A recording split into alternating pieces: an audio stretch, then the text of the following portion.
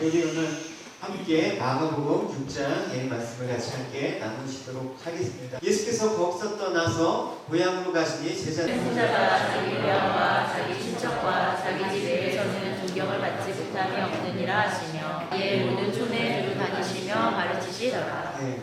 오늘 보면 6장에 앞서서 4장, 5장에 어떤 내용을 얘기하시냐면 하나님 나라에 관한 비유 4가지를 알려주십니다. 그러니까 그 하나님 나라의 비유를 하시고 오늘 이 예수님이 대척하신 그 내용들이 연관이 돼야 되는 거예요.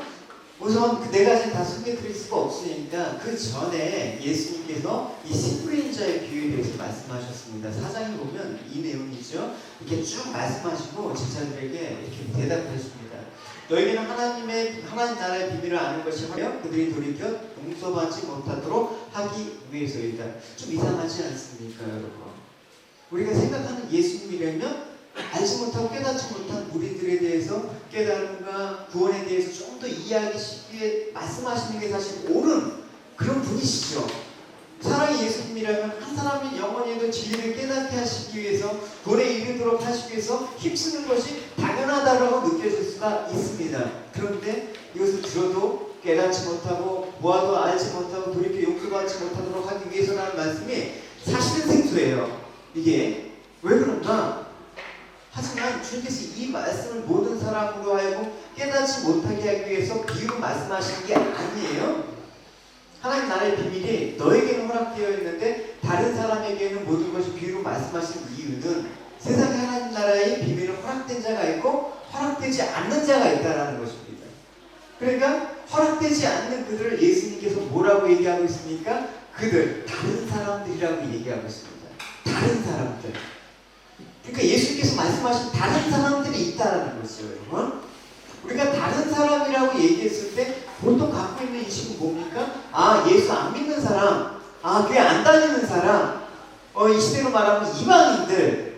그래서 진리를 외면하고 진리를 들으려지 않는 사람을 다른 사람이라고 얘기할지 모르지만 예수님께서 말씀하신 다른 사람은 사실은 그게 아니라는 것입니다. 뭐냐? 진리를 듣고 내가 진리를 따른다고 하면서 정작 사는 거는 진리 밖에서 사는 자들을 얘기하는 것입니다. 그에 해당하는 그 사람의 무리가 오늘 6장의 고향 사람들, 나사렛 고향 사람들의 그 모습에서 다른 사람의 모습이 이렇다라는 것을 지금 얘기해 주고 있는 것입니다. 오늘 본문에 보면 이제 예수님께서 이제 갈릴리 2차 사역을 마무리하시는 시점인 것 같습니다. 이제 고향 나사렛에서 가서 이제 휴식도 취하고 또 고향 사람들을 보면서 복음을 증거하기 위해서 가셨던 것 같습니다. 그래서 2절에 고향으로 돌아가신 예수님께서 안식일이 되니까 회당에서 가르치셨다라고 얘기하고 있습니다. 그럼 그 가르치신 내용이 뭐겠습니까? 누가복음 4장에 이어서 보면 우리가 조금 생각할 수가 있습니다. 예수님께서 처음에 나사렛에서 가셨을 때 배척을 받은 장면이 나오거든요. 그때도 회당에서 가르치는 내용이 나옵니다. 아마도 그 내용들을 동일하게 했을 것입니다. 우리가 또 4장에 살펴본 것이 무슨 내용입니까? 하나님 나라에 대한 가르침이었을 거라는 생각을 우리는 할 수가 있습니다. 그럼 누가복음의 본문을 갖고 한번 생각을 해보시면 이렇습니다. 주께서 나를 성령으로 충만케 하셨으나 그래서 은혜 베푸실 때를 전파하도록 하기 위해서이다 라고 얘기하고 있습니다. 이 내용입니다. 그러니까 이 내용은 원래 이사야 말씀을 예수님께서 인용하신 거란 말입니다. 죄와 형벌의 죽음으로 인해서 신음하는 자들에게 하나님께서 그들을 위해서 그들이 기다리고 고대했던 예언했던 그 메시아가 오신다. 그리고 그 메시아는 그들에게 죄와 죽음부터 구원하여 주시고 은혜의 시대가 시작되는 하나님 나라의 복음을 증거하셨다는 것입니다. 그 엄청난 하나님 나라의 비밀을 예수님께서 증거하셨는데 그 가르침에 대한 반응이 어떻는지 한번 보십시오. 많은 사람들이 그 가르침에 대해서 놀랐습니다. 놀랐는데 놀란 걸로 끝나면 안 되죠. 2절하고 우리 같이 보시도록 하겠습니다. 시작. 안식일이 되어 회당에서와 그 손으로 이루어지는 이런 권능이 어찌 되느냐. 예수님의 가르침에 놀랐습니다.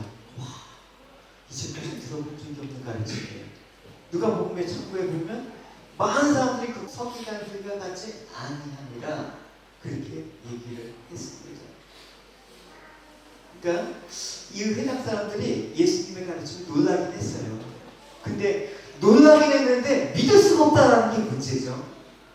기적을 눈으로 보고도 믿지 않았다라는 게 문제죠. 왜 그렇습니까? 도대체 이들은 왜 안 믿었을까? 놀라면서 왜 안 믿었으니까 그 반응이, 그 이유가 3절에 나오죠. 같이 읽어봅시다. 자, 이 사람은 예수를 대적한지라. 이유가 나오죠.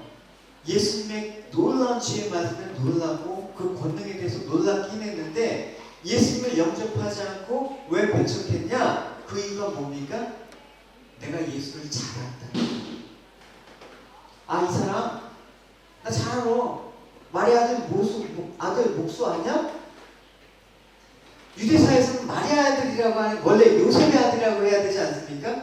남자의 아들로 말하는 게 아니라 여자의 아들로 말하는 건 되게 경멸하는 거예요. 뭐 지켜지게. 그래서 나세 사람들은 예수님의 그 육적인 배경에 대해서 너무나 잘 알았던 탓에 그 가르침에 놀라긴 했지만 믿지 않았다는 것입니다. 이전에 가졌던 직업뿐만 아니라 가족관계에 이런 모든 신념에 대해서 정확하게 알고 있었습니다. 그런 육적인 배경에 대해서 정확한 지식에도 있었음에도 불구하고 그 모든 것이 오히려 그 아는 것 때문에 구원에 멀어지게 했다는 것입니다. 그들이 보십시오, 여러분. 예수님에 대해서 이 사람, 그죠? 이 사람이라고 얘기하고 있습니다. 예수님께서 주님이 메시아 되심을 인정하지 않았다는 것입니다. 이 사람이 뭐 별볼 게 있냐? 그러니까 오늘날 수많은 사람들이, 여러분, 스스로 예수를 안다고 생각합니다. 심지어는 한국에 예수로 자청하는 구원자가 아직 20명 정도 있지 않습니까? 마치 고향 사람들처럼 예수를 잘한다는 것이, 여러분, 사실은 이 장면에서 오히려 걸림돌이 되는 것입니다. 그래서 이 걸림돌이 되는 예수를 아는 지식이 우리에게 있다라는 거예요, 여러분. 그걸 얘기하고 싶어요. 그래서 이 지금 하나님 나라에서 이 걸림돌이 되는 이 유대인들을 대상으로 지금 예수님께서 말씀하시는 것입니다. 여러분, 예수를 안다라는 그 지식이, 여러분, 좋은 거지만 올바르지 않으면 그게 오히려 걸림돌이 되는 것입니다. 또 그게 문제가 뭐냐면 절대적으로 옳다라고 생각을 해요. 여러분, 신천지 같은 이단에 빠지고 가족도 버리고 제사를 바치는 그 이들도 그들이 믿는 진리가 가짜라고 생각하겠습니까? 자기를 확신 외에는 어떤 것도 받아들이지 않기 때문에 이단이 무서운 것입니다. 물론 우리는 신천지와 같은 이단에 빠지지는 않을 겁니다. 근데 여러분 한번 질문을 한번 해보십시오. 내가 신천지 같은 이단이 안 돼도 나는 상관없는가? 여러분, 그럼 나는 질문을 받고 나는 예수님을 정말 온전히 알고 싶어. 우리도 온전히 아닌가? 정말 똑바로 걷고 있는가? 똑바로 걷고 싶어요. 하지만 나는 온전치 않아. 똑바로 알 수가 없다는 것입니다. 지금 고향 사람들처럼 우리는 예수님을 알고 있지 않은가? 유대인들처럼 예수님을 알고 있지 않은가? 서양 속담에 이런 말이 있습니다. Familiarity breeds contempt. 그러니까 친밀함이 경멸함을 낳는다라는 속담이 있어요. 이게 뭐냐? 가까워지면 더 예의와 존경심이 없어진다는 거예요. 그래서 주님을 친밀하다는 말을 참 잘 쓰는데 그 친밀을 가장을 해서 주님에 대해서 이렇게 함부로 여기는 그 경멸함이, 여러분, 그 친밀함이 아닙니다. 사람들도 마찬가지죠. 우리 흔히 제 잘하고 가깝다고 생각하고 잘한다고 생각하고 스스로 내가 쟤를 알때 쟤 이런 애야 스스로 딱 그 프레임에 가둬버려. 고정된 관념에서 그를 바라보면 안 되는 것입니다. 주님께서 그 사람을 성장시키게 하시고 그 사람 잘하게 하시는데 나는 그 사람을 처음 봤던 그 시각 그 프레임으로 딱 그렇게 가둬버리면 안 되는 것입니다. 거기가 온전해지는 게 아니라는 것입니다. 그래서 저는 남에 대해서 함부로 말하는 거 별로 안 좋아합니다. 저 사람 이런 사람이야. 지금 아닐 수 있잖아요. 그래서 나사렛 사람들도 자기가 누구보다도 예수님에 대해서 잘 알아요. 이제 예수 실제로 비교적 알려져 있는 사람이거든요. 유명한 사람들이거든요. 그러니까 내가 아는 사람이 이런 사람이야. 근데 그 메시아로서 알고 있는 게 아니란 말입니다. 그런 섣부른 고정관념에 사로잡혀서 하나님의 아들로서 예수를 바라보지 못하는 그런 우가 있다라는 것입니다. 여러분, 예수 잘 아십니까? 예수님께서 우리에게 어떤 분이십니까? 예수님께서 자신에 대해서 이렇게 말씀하셨죠. 너희는 나를 그리스도로 믿지 않으면 너희는 정말 죄 가운데 죽을 것이다.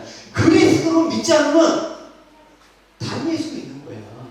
배척하는 거야. 그러니까 우리가 예수님이 누구신지 알지 못하면 죄 가운데 죽는다라는 말입니다.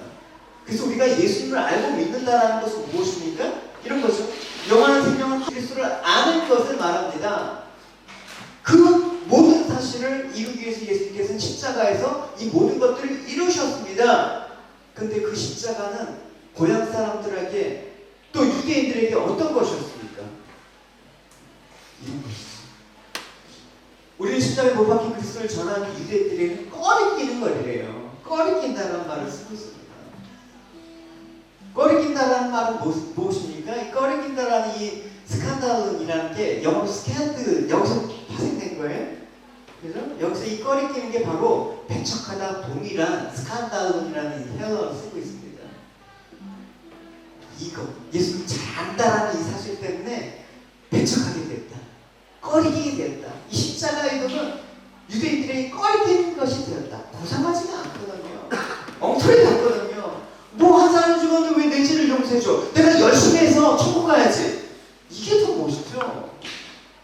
여기 이런 가정 한번 보여볼게요.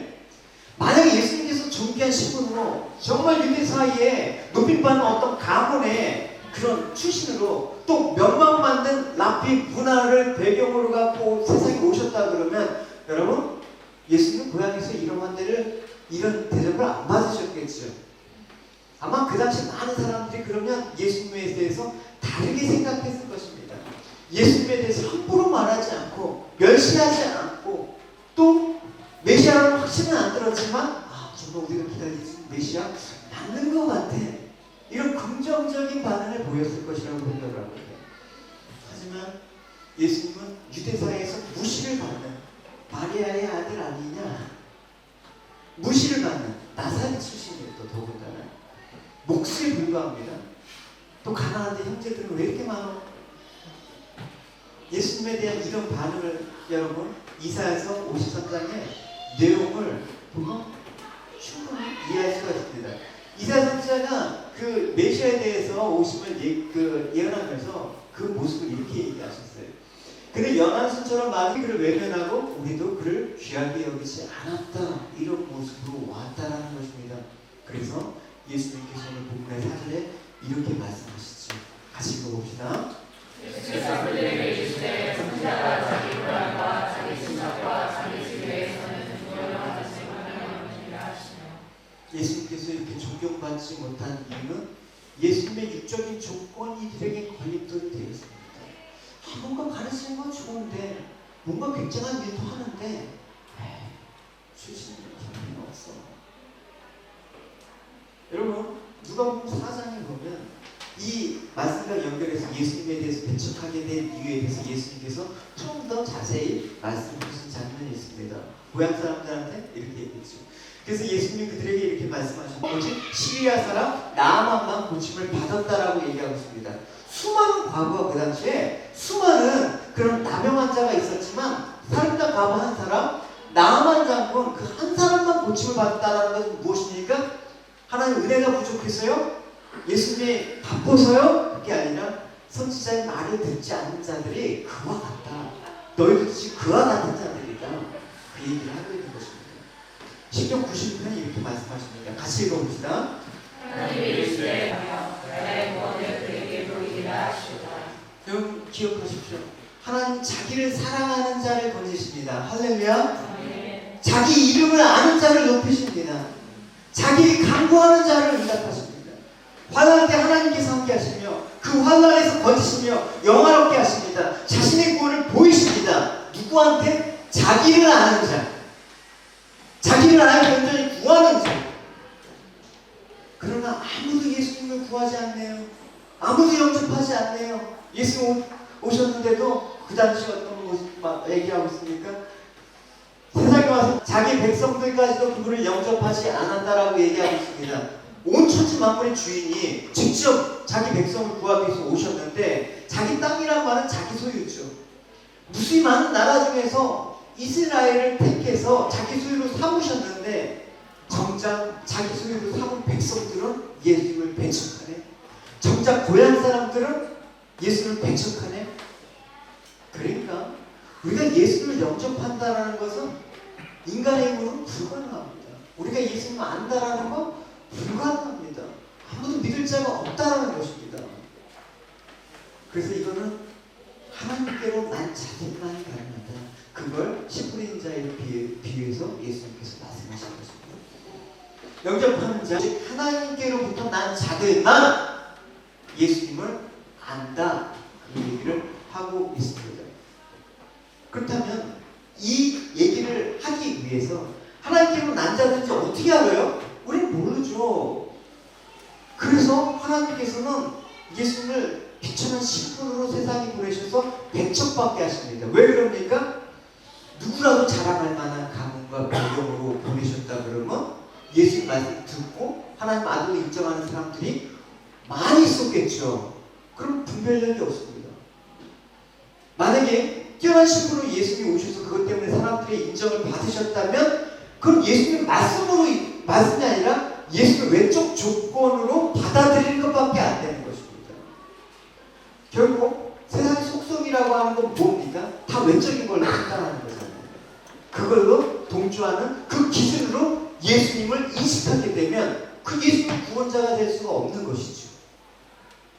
그러니까 예수님께서 정말 그 겉모습만 보고 도저히 믿을 수 없는 비참한 모습으로 오시고 도저히 이렇게 죽으실 수 없는 방법으로 십자가에 죽으신 것은 무엇입니까? 외적인 조건으로 사람을 분별하는 그런 세상의 속성과는 다른 것이다 라는 것을 알리기 위해서. 그래서 예수님을 우리가 그냥 외적인 조건으로 절대 믿을 사람 없다라는 것입니다. 예수 그리스도의 구속을 인간이 갖고 있는 세상의 조건들과는 무관한 것이다.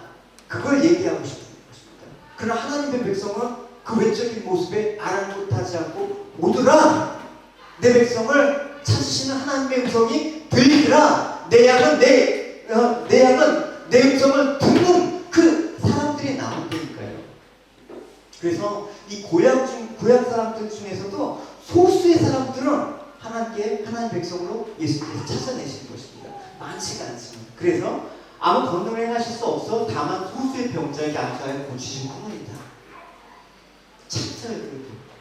이 환난과 이 배척과 기독교라는 이 아주 편견된 시각을 갖고 하는 와중에서도 하나님께서 참는 말입니다. 그러면서 하시는 말씀이 그들이 믿지 않는 이상이 여기셨더라 하면서 두루 돌아다니면서 가르치셨다. 믿음과 연관해서 말하는 거죠. 결국 우리가 신앙하는 하나님은 인간의 눈으로는 볼 수가 없는 것입니다. 여러분 하나님 보이신다고요? 눈으로 볼 수 없는 분을 자꾸만 보이는 것을 근거해서 믿으려고 하니까 문제가 되는 거예요. 믿음에 대해서 히브리서 11장 1절에서 분명히 믿음 바라는 것들의 실상이 보이지 않는 것들의 증거라고 얘기하지 않습니까? 믿음은 사람의 눈으로 볼 수가 없는 거 아닙니까? 믿음으로 사람의 눈으로 볼 수 있는 거는 믿음의 열매이죠. 사실은 믿음으로 볼 수가 없는 거예요. 믿음으로 나타날 그 열매들을 보고 아 믿음이 있구나 라고 우리는 알 뿐이죠.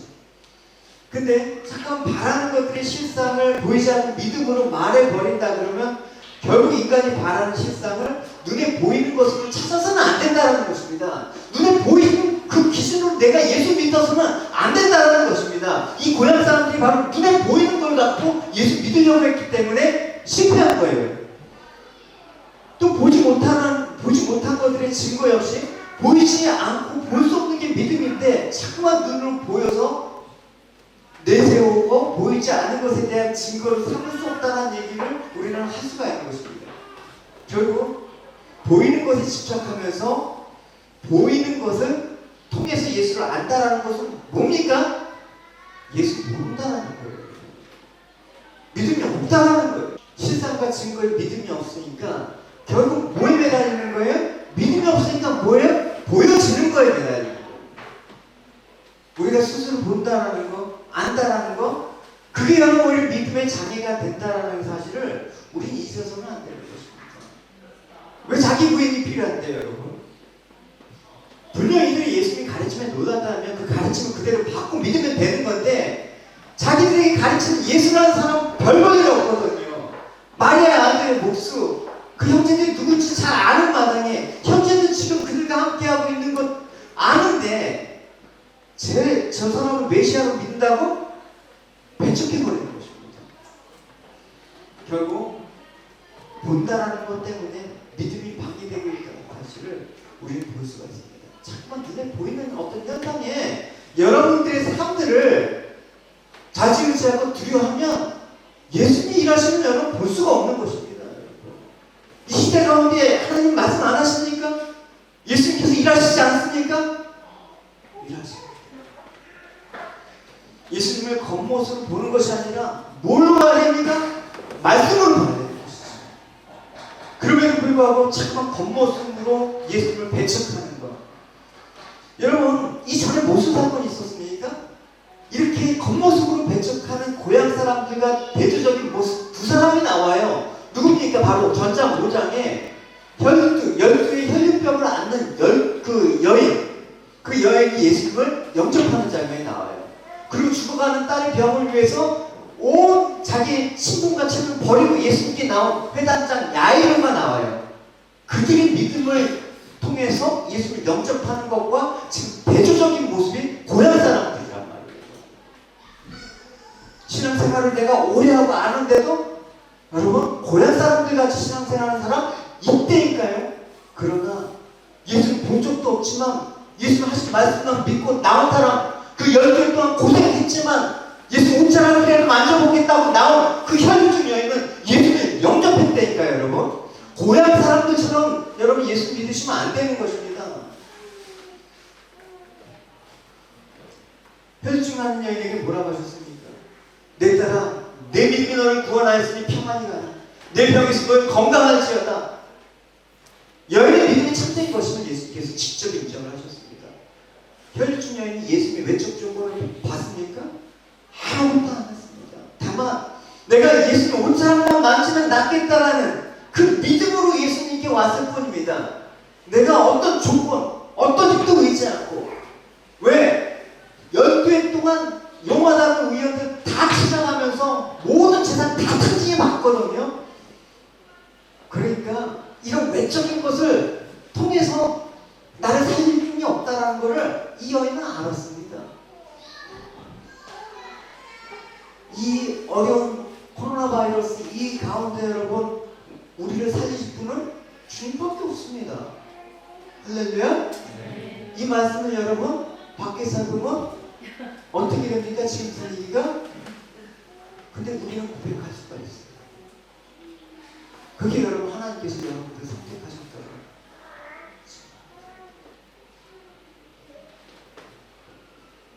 그 믿음이 있기 바랍니다. 세상 어떤 조건과 평가과 그런 시각으로 우리 신앙생활할 수 없습니다. 없습니다. 제가 온라인으로 예배를 대체한다 그러면 여러분 정확하게 가족들이 다 이런 자리로 앉아서 모니터 앞에 이렇게 예배 드릴 자신 있습니까?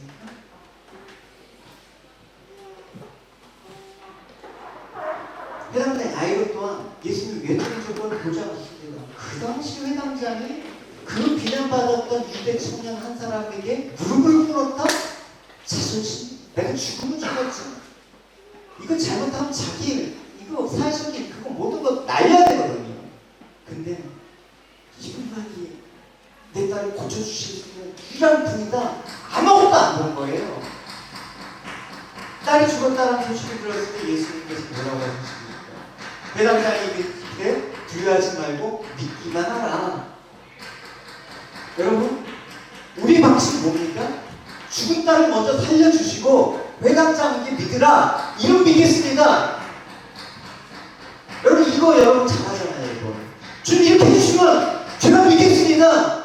그걸 믿음이라고 합니까? 그렇지 않습니다. 성경에서 예수님께서 인정하신 믿음은 그런 믿음의 차원이 아닙니다. 그래서 데살로니가 2장 13절에서는 우리가 지금 하나님의 말씀을 받을 때 이거 사람의 말로 받지 않냐고 하나님의 말씀으로 받으니 진실로 그러하다. 이 말씀이 또한 너희를 믿는 자 가운데 역사합니다. 할렐루야. 사람의 말이 아니라 하나님 말로 받을 때 역사한다라는 것입니다. 말씀을 개같이 듣는데 개같이 역사하는 그게 역사를 합니까 여러분? 아는 역사합니다. 그건 성경 말씀이 아니죠. 그건 앵무새죠 여러분. 앵무새 같은 신앙생활 누가 못합니까? 이런 환난 때 여러분 우리 믿음이 드러나지 않으면 언제 드러납니까? 오늘날 많은 사람들이 화려한 것을 보여주고 이것을 예수 믿는 거라고 너무나 좋아해요. 교회 나와도 내가 보암직하고 내가 먹음직스러운 어떤 게 있어야지 원합니다. 볼거리가 있어야 돼요. 여러분 힐속 가서 예배 드려보셨습니까? 힐속이 문제가 아니라 그 마음, 관광 코스처럼 힐속 가서 예배 구경하자. 이런 볼거리로 여러분 예수 찾지 마십시오. 인류의 최초 유혹이기 때문에 그래요. 선악과를 보았을 때 보암직하고 먹음직스럽다. 그래서 따먹은 겁니다 여러분. 여러분 백문이 불여일견이란다. 나는 이거 한번 봐야지. 내가 하나님 보여주면 믿겠습니다. 사실 많이 보여주는데도 안 믿어요 이 사람들은. 직접 이렇게 은혜를 받았는데도 다 자기가 열심히 해서 하는 줄 알아요. 자기 찾아서 하는 줄 알아요. 그러니 무슨 믿음 생활이 가능합니까? 예수님께서 뭐라고 얘기하셨습니까? 너는 나를 본 거로 믿냐? 믿지 않고 보지 않고 믿는 자들이 복될 거야 라고 얘기하는 것이죠. 그러니까 믿음이란 보이는 것을 믿는 것이 아니라 보이지 않는 믿음을 여러분 보이지 않는 것을 믿는 것입니다. 보이지 않는 건 뭘밖에 없습니까? 하나님의 약속, 하나님 말씀밖에 없습니다. 그거를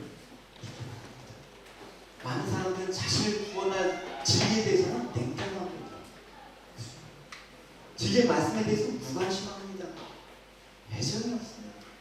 그러니까 예배도 보여주는 거 우리에게 자극적인 그렇게 여러분 예배 방식의 기도에 대해서는 우리의 신앙생활을 온전히 할 수가 없어요.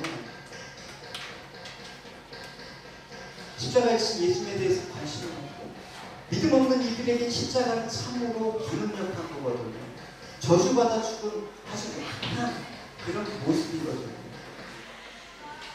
열왕기상 22장에 보면 어떤 얘기가 나오냐면 아람과 이스라엘 사이에 전쟁이 벌어집니다. 근데 이제 사이가 잠깐 좋았습니다. 남쪽 유다의 여호사밧 왕과 또 북쪽 이스라엘 아합 왕이 이렇게 친하게 지냈습니다. 그래서 아람을 치기로 했어요. 근데 아람을 치는데 하나님 선지자에게 물어보는 거예요. 물어보자고 이제 여호사밧 왕이 얘기하는 거예요. 그래서 아합 왕이 선지자 400명을 부르고 와요. 근데 그 선지자 400명이 뭐라고 하냐면 한 목소리로 우리가 아람을 이길 것입니다. 우리가 기도응답을 받았습니다. 그러면서 철불을 만들어 갖고 이런 무기를 사용하여 이길 거라고 자신있게 얘기하니까 얼마나 좋아요. 400명의 선지자가 400명의 목사가 우리가 잘 된다고 하면 얼마나 좋아요.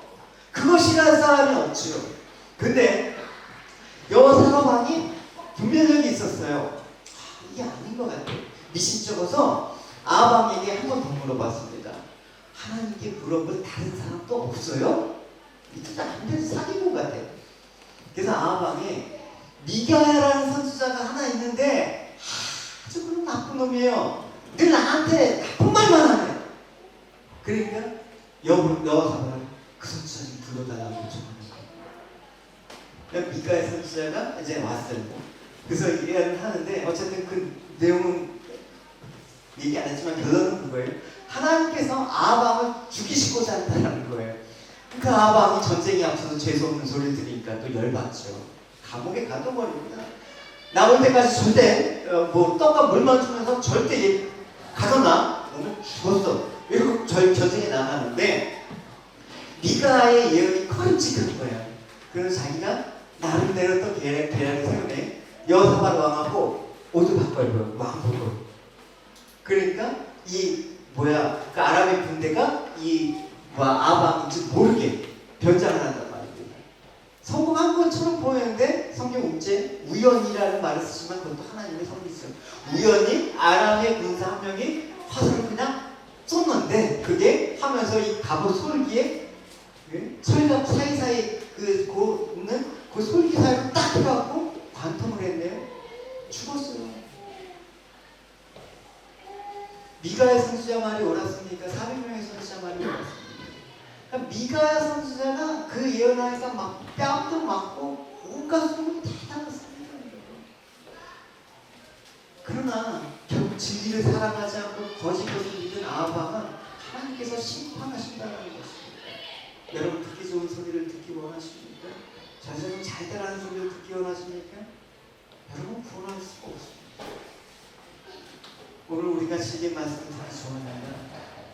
거짓된 것을 좋아한다. 여러분 거짓된 것이라고 뭐 신천지같이 사기치고 도덕질하고 강도질하는 것만 말하는 게 아니에요. 진리가 아닌 것, 영원하지 않는 것, 이건 다 거짓된 거 아닙니까? 우상이라는 건 헛된 것인데 잠시 있다가 없어지는 것인데 영원한 것처럼 사모하고 추구하고 있는 거, 그건 거짓된 것 아닙니까? 그 거짓된 것을 갖고 주님 앞에 오면 주님을 영접하겠습니까? 배척하겠습니까? 진짜 예수님이라면 배척하겠죠. 가짜 예수라면 따르겠죠. 이 사람이 구원을 주니까, 이 사람은 영생 불사니까, 예수 여기 들어간 보혜사니까. 하나님의 진리를 사랑하지 않는 자는 필연적으로 거짓된 것을 믿을 수밖에 없습니다. 사랑하게 될 수밖에 없습니다. 이 시대 가운데 여러분, 내가 예수를 믿는다라는 거에 대해서 다시 한번 생각해 보셨으면 좋겠습니다. 어떻게 접근하느냐? 오늘 고향으로 오신 예수님의 가르침을 정말 나는 진리로 받아들이느냐? 아무도 원하지 않는 좁은 문, 좁은 길로 내가 가고 있는가? 세상에 잠시 있다가 없어지는 곳에 마음을 뺏기고 있지 않을까? 오히려 진리의 말씀에는 냉담하고 오히려 심판받을 것들만 찾아서 듣기 좋아하는 나 아닌가? 데살로니가후서 2장은 이렇게 얘기하고 있습니다. 그들은 진리를 사랑하지 않으므로 구원을 받지 못해 멸망하고 말 것이라는 것입니다. 여러분 복음을 듣고 복음을 전한다라는 건 틀림없이 걸림돌을 제거해서 나한테 듣기 좋은 소리를 듣고 듣기 좋은 소리를 듣는 거, 그건 복음이 아닙니다. 들었을 때 배척할 만한 내용, 오히려 그것 때문에 넘어질 만한 내용이 그리스도의 십자가 그 자체를 증거하는 것입니다. 미련하고 어리석어 보이는 예수 그리스도의 십자가가 하나님의 구원의 능력임을 증거하는 것입니다. 할렐루야. 예수님께서는 이런 말씀하셨어요. 누구든지 나로 말미암아 실족하지 않는 자가 복이 있다. 여러분 예수님으로 인해서 실족한 사람 없습니까? 많이 있어요. 저도 예수님 때문에 실족한 일이 많이 있었어요. 다시 말해서 예수님에 대해서, 예수 믿고 다른 일에 대해서 의문을 갖거나 실망한 일이 있은 적 없냐라는 거죠.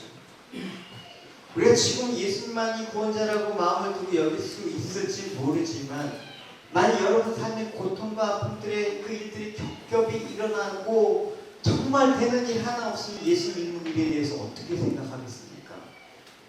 신석이라는 말은 밑에 쓰는 것입니다. 여러분, 이 어려울 때 예수 믿는 사람은 진짜 예수 믿는 사람이에요. 어쩌면 나사렛 사람들처럼 예수님을 배척하지 않을까? 저는 늘 두렵습니다. 저에게 있는 두려움은, 유일한 두려움은 이거예요. 나도 저 사람들처럼 예수 믿지 않을까? 마치 작품의 기독교 예배당에서 모여서 예배 드리면 또라이로 여겨요. 미친 집단이라고 여겨요. 어떻게 예배가 그렇게 되었습니까? 많은 사람들이 예수가 나와 함께 한다면, 나와라는 인간, 내 삶이 달라져야 된다는 거, 그게 맞지. 근데 분명히 예수 믿고 있는데 달라진 게 없어. 예수 믿었는데도 병이 걸려. 예수 믿었는데도 좀 망해. 이러면 예수 믿는 것으로 인해서 기쁨이라는 것을 맛볼 수가 없는 것입니다.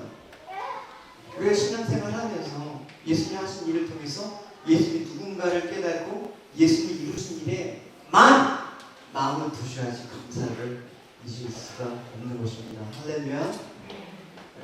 저는 남성 카톡방에 계속해서 매 시간마다 틈난 대로 감사의 그런 일들을 고백하는 그 메시지가 뜰 때마다 참 좋았어요.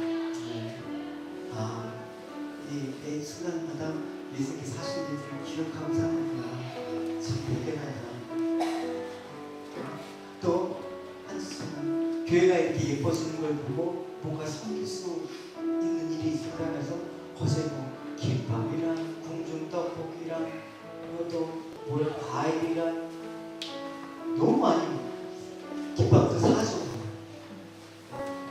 너무 많이 맛있게 먹었습니다. 하나님이 하신 일이야. 감사가 나오면 우리가 삶으로 나타나게 돼 있는 거죠. 그죠? 있어서입니까? 여러분? 내가 어려워서 못하는 겁니까? 손을 올려보십시오. 손을 올려보십시오. 가슴에 손을 대십시오. 내가 정말 예수 잘 믿고 있는가? 예수께서 하신 일을 통해서 내가 예수님을 정말 깨닫고 그 이루신 일을 감사하며 살고 있는가? 우리에게 필요한 것은 예수님이 행하신 일들이 우리를 하나님 은혜 아래 있게 하는 것. 그것이 구원을 위한 구원의 경륜을 보여주신 것임을 알고 받아들이는 것입니다. 그렇게 되면 이제 그다음부터 우리의 육신의 문제는 상관없이 죄의 저주 아래에 있는 우리를 구원하시고 영원한 하나님의 나라 생명의 나라를 들어가신 예수님의 구속하심에 마음에 두게 되는 것입니다. 저는 제 관리를 잘하는 이유가 딱 하나예요. 내 몸이 성전이기 때문에 그러는 거예요. 지금 오실 날까지 잘 관리를 하시고. 그렇지만 육적인 삶에 대해서 미련을 두지 마십시오. 예수를 무엇으로 여러분 믿습니까? 병 낫는 것은 내가 예수 믿는 것을 보여줍니까? 부자가 되고 자식이 성공하는 게 예수 잘 믿는 것입니까? 믿음이 있는 것입니까? 결국은 그들은 예수를 배척하게 될 것입니다. 결국 고향 사람들처럼 유대인들처럼 예수를 십자가에 못 박혀서 죽이는 그 무리에 있을 겁니다. 여러분, 예수님께서 고향에서 겪으신 수모를 통해서 우리도 이 땅에서 안식할 영원한 본향이 없다라는 것을 다시 한번 잊지 마십시오. 어떤 핍박이 와도 어떤 사회적인 편견과 어떤 사회적인 차별이 오더라도 너무 극단적인 거 아닙니까? 아니요. 앞으로 더한 시대가 올 겁니다. 사스, 메르스, 코로나 불과 2, 3년 주기로 이런 큰 전염병이 돌았습니다. 앞으로는 없을까요? 더한 일이 있을 겁니다. 어떻게 신앙 지키실 것입니까? 죽기를 각오하고 믿으십시오. 주님께서 이루신 하나님 나라의 소망을 가지고 그 소망의 이유가 온전히 주님을 따르는 그 힘이 되시기를 주님의 이름으로 축원합니다.